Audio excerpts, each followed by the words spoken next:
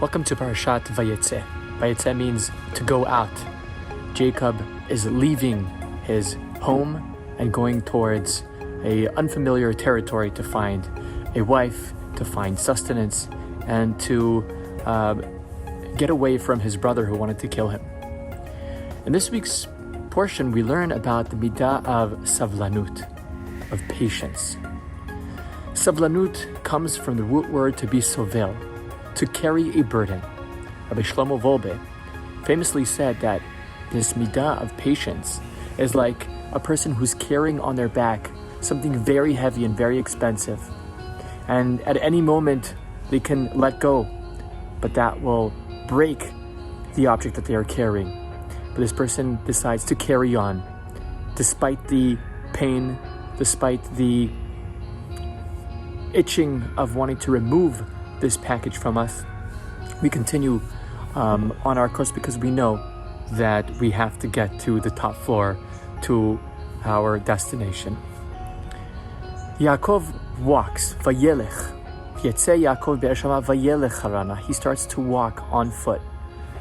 He had very wealthy parents. He surely could have taken all the donkeys and camels in the world to travel this far distance up till northern Syria from Israel.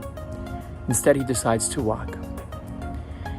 And as he walks, because he slows down and decides to take the route of walking, he's able to open himself up to what Rabbi Abraham Heschel calls radical amazement.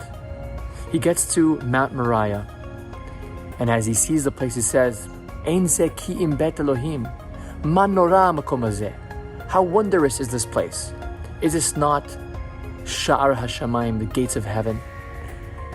Because he was able to slow down and to pause for a second, he was able to see the depth, the spirituality, the beauty that is in everywhere that he encountered, and especially the holy places like Mount Moriah.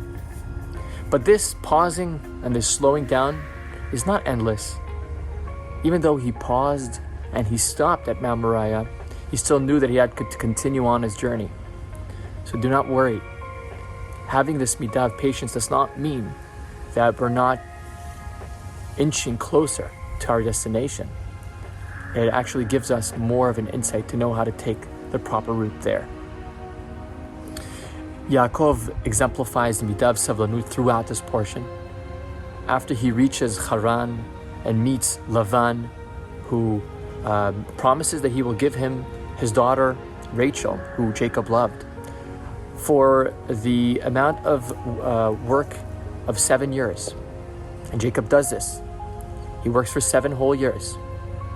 And then at the night of the wedding, Lavan tricks Jacob and gives him Leah instead.